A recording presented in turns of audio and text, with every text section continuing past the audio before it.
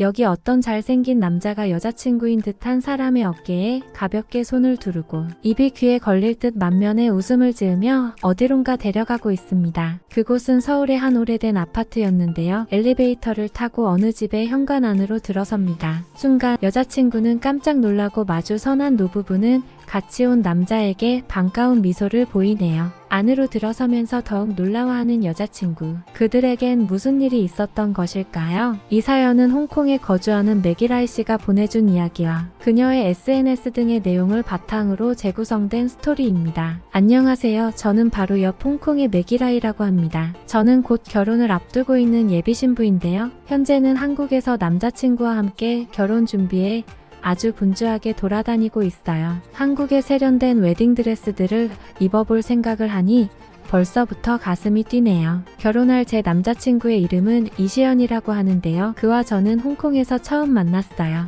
후에 말씀드리겠지만 아주 강렬한 사건이었지요. 제 평생 잊지 못할 그런 사건이었어요. 시연을 만나기 전에 저의 모습은 조금 우울하고 어두운 사람이었어요. 저는 홍콩에서도 아주 경제적으로 풍족한 집안에서 자라나고 물론 어려서부터 청소나 요리 같은 집안일 같은 건 해본 적도 없지요. 몸은 언제나 부족한 게 없는데 제가 무남동녀여서였을까요? 혼자 자라서 부모님의 사랑을 독차지했지만 그건 오직 반뿐이었어요. 부모님은 항상 일이 바쁘셔서 밖에서 보내시는 시간이 많았고 저는 일해주는 아주머니와 늘 함께였죠. 부모님이 돌아오시는 시간을 기다리며 전종일 칭얼대는 아이로 찍혔던 것 같네요. 학교에 들어가고 나서 친구들이 주변에 있어 재미있는 생활이 시작된 듯 보였지만 제가 워낙 그리 사교성이 있는 편이 아니라서 정작 아주 친한 친구를 만난다는 건 제겐 너무나 어려운 일이었지요. 제 뜻대로 따라주지 않는 그 애들이 짜증이 나기도 했고 저 또한 그 애들의 뜻을 받아주긴 쉽지 않았어요. 주변에 사람은 많았지만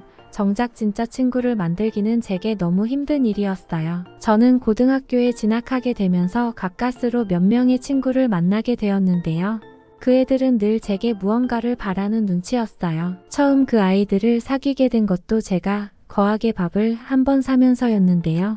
그 친구들은 제가 집이 좀 잘 산다 싶으니까 그런 대접을 받아도 된다고 생각했는지 제게 늘 무언가를 바랬다고나 할까요? 사실 이런 애들을 내가 진짜 친구로 생각해도 되나 싶을 정도로 제가 무언가 그들에게 해주었을 때와 거절했을 때 너무 다른 표정을 지었어요. 지금 생각해도 그냥 그 애들은 저를 지갑처럼 사용했던 것 같아요. 함께 모여 돌아다니던 그 애들은 대학에 진학하거나 사회 진출을 하며 다 뿔뿔이 흩어졌을 때 다들 더 이상 연락이 없었으니까요. 하지만 SNS에서 저는 정말 충격적인 사진을 보고 말았어요. 그 애들은 저 빼고 다들 잘 모여 놀고 있더라고요. 저는 너무 큰 배신감에 치를 떨었고 이용만 당했다고 생각하니 눈물이 다 쏟아졌어요. 쓰라린 경험 덕분인지 저는 대학에 진학해서도 좀처럼 친구를 만나기가 어려웠어요. 이번엔 제가 먼저 마음의 문을 닫아버렸기 때문이었죠. 당연히 학교 생활도 그냥 아는 사람 몇 명 정도인 그런 무미건조한 시간들이 되고 말았네요. 그러던 어느 초겨울 밤이었어요. 시험 기간이라 늦도록 도서관에서 공부를 하고 집으로 돌아가고 있었는데 옷을 너무 가볍게 입어서 저는 옷깃을 목까지 다 올리고 이어폰을 한 채 집으로 가는 골목으로 들어서고 있었습니다. 그런데 갑자기 한쪽으로 제 몸이 쏠리는가 싶더니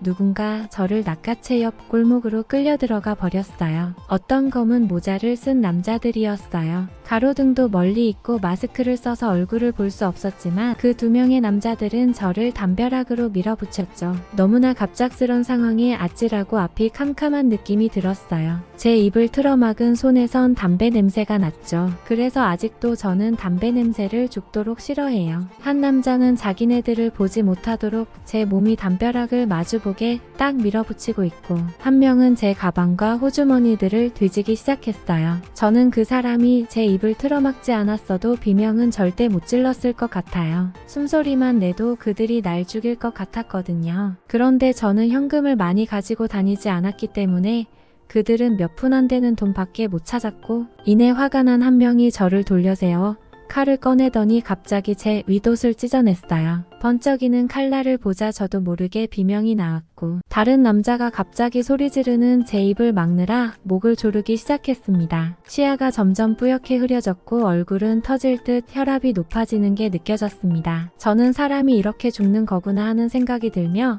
의식을 잃기 시작했지요. 그 순간 어떤 남자가 호루라기를 불며 저쪽에서 뛰어오는 게 보였어요. 저는 경찰이구나 생각했지요. 그 경찰은 저를 덮치고 있던 남자에게 몸을 날려 부딪혔어요. 저와 떨어뜨리려는 것이었겠지요. 겨우 숨을 쉬게 되었지만 저는 투닥거리는 남자들의 싸우는 모습을 보면서 아주 잠깐 기절을 하고 말았지요. 누군가 괜찮냐고 물어오는 목소리가 들려왔어요.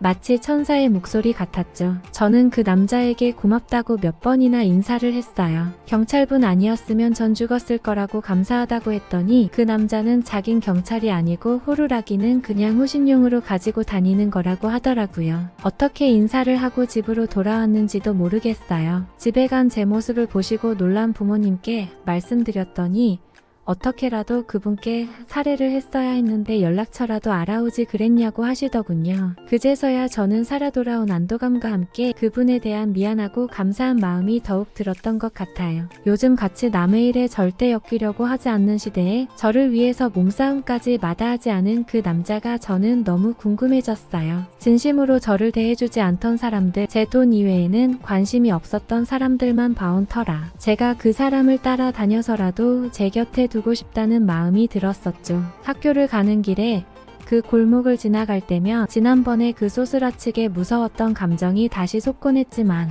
그곳에 또한 그 남자가 있을 수 있었기에 저는 두려움을 무릅쓰고 그 길을 두리번거리며 지나다녔습니다. 하지만 그 남자는 이 동네 사람이 아니었나 봐요.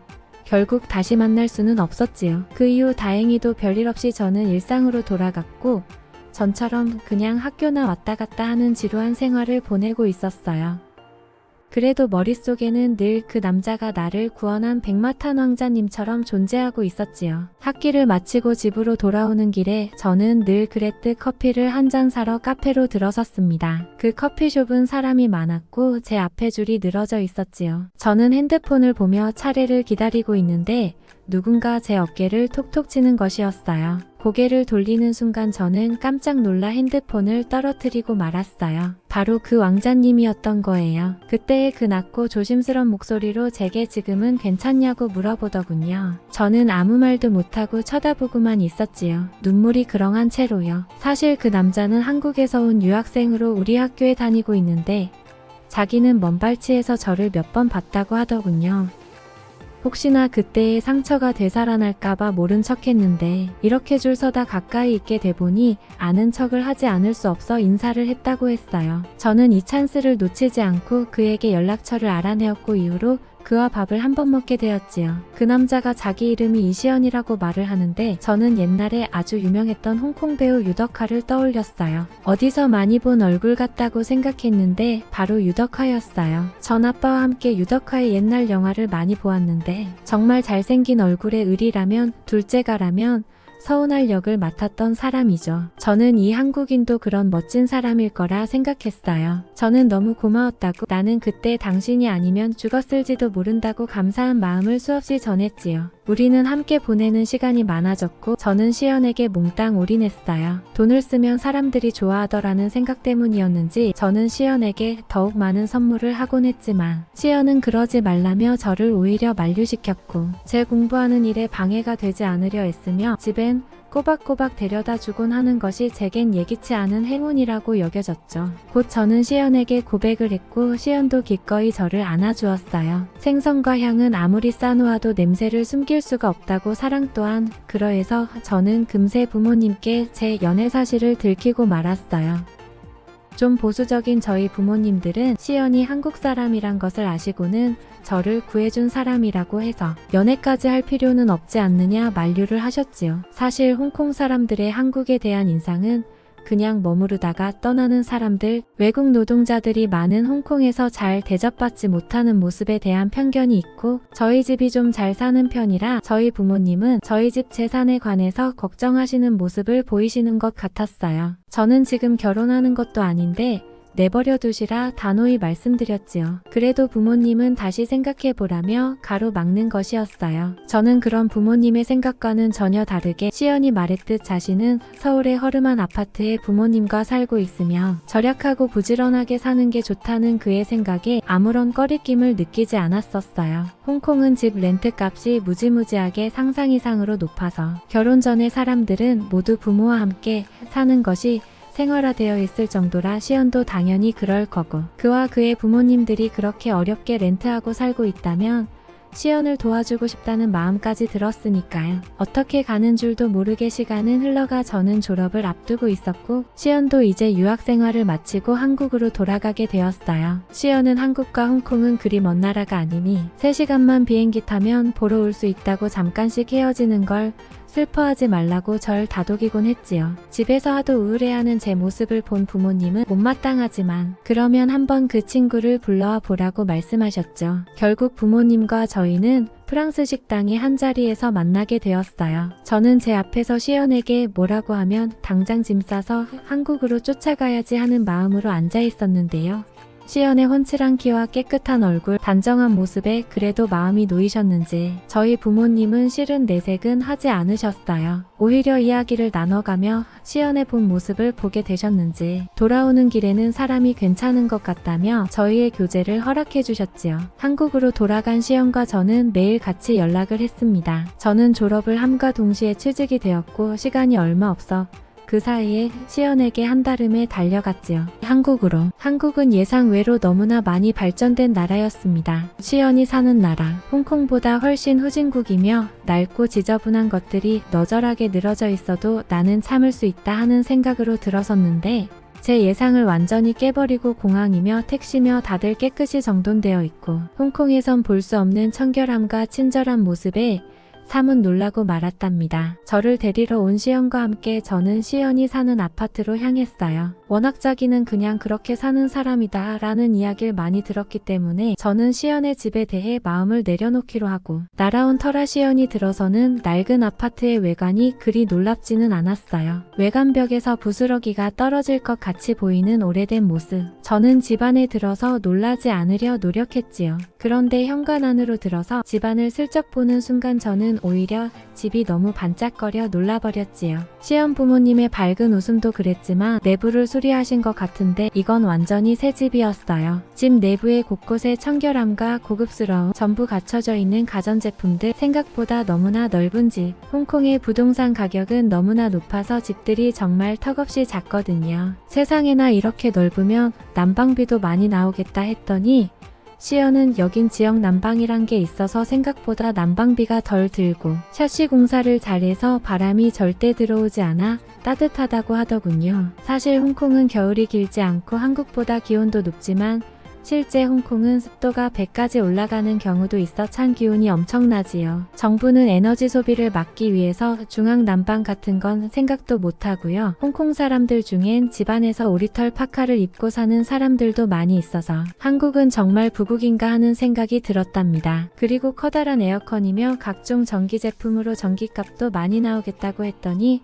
그냥 시연은 웃고 말더군요. 홍콩에서는 날씨와 습도가 너무 높아 에어컨을 풀가동하고 쾌적하게 살려면 어마어마한 금액이 나와 아주 가끔씩만 틀고 사는 게 대부분이라서 한국의 평범한 보통의 집이라 말하는 시연이 잘 이해가 되진 않았어요. 한국이 살기 좋은 나라란 말이야. 저는 부모님께 너무 오래된 한국관을 들어왔던 게 다 깨지는 느낌이었어요. 저는 시연이 제 가정 형편 같은 건 나와 아무 상관이 없다는 말을 진심으로 믿게 되었지요. 자신도 이렇게 잘 갖추고 살면서 한 번도 자랑 삼아라도 이야기하지 않고 우리 집 부모님의 편견도 가볍게 넘겨줬던 후기에 저는 시연에게 더욱 신뢰감을 갖게 되었다고나 할까요? 제 숙소로 데려다 주면서 시연에게 저는 물었지요. 그동안 왜 이렇게 잘 살면서 제게 못 사는 척 거짓말을 했냐고요. 그랬더니 시연은 자기 집은 정말 그냥 중산층이며 한국의 많은 사람들이 이렇게 살고 있다고 하대요. 우리 집에 갖춰진 가전제품이며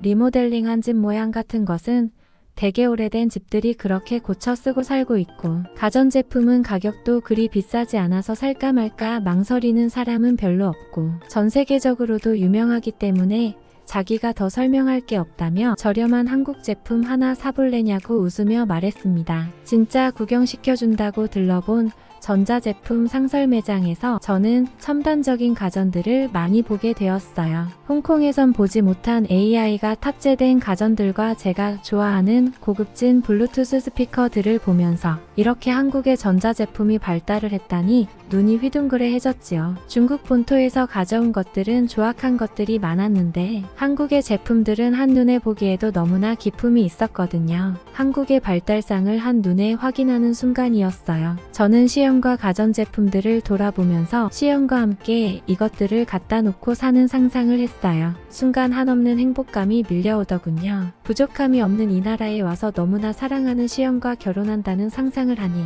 저는 빨리 이 사실을 홍콩에 계신 부모님께 말씀을 드려야겠다고 생각했어요. 저는 홍콩으로 돌아가 바로 부모님께 이 즐거운 사실을 알리고 사진들을 보여드렸습니다. 그렇게 많이 발전했더냐고 부모님들은 놀라시며 함께 웃어주셨어요. 시연이 홍콩으로 저를 데리러 와 저희들은 바로 한국으로 와버렸지요. 이번에는 부모님과 함께요. 부모님께도 이렇게 멋진 나라를 보여드리고 시연의 부모님과 만나 함께 식사를 했더랬죠. 이내 저희는 결혼 의사를 밝혔고 두 부모님들은 흔쾌히 허락을 해주셨죠. 저희는 뛸 듯이 기뻤어요. 시연과 함께 둘이 살 집을 구하고 웨딩 플래너와 함께 웨딩드레스며 촬영이며 예식장 같은 것들을 상의했어요. 제가 아주 많이 입어보고 싶었던 한복까지 말이에요. 전 한국 사람을 알게 되고 그의 사랑을 받고 그를 이렇게 멋지게 키운 나라에서 평생 행복하게 살 수 있다는 것이 너무나 꿈만 같습니다. 편안하고 아름다운 공주가 될 거예요. 고맙습니다. 한국 그리고 한국분들 라고 사연을 보내오셨네요. 여러분들의 생각은 어떠신가요? 힘이 되는 응원의 메시지를 남겨주시면